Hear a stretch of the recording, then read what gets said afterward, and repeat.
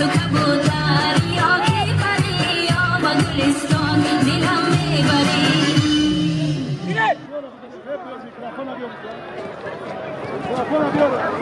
Stay! Get it! Los bist du für dich aufgekommen, ne? Hallo!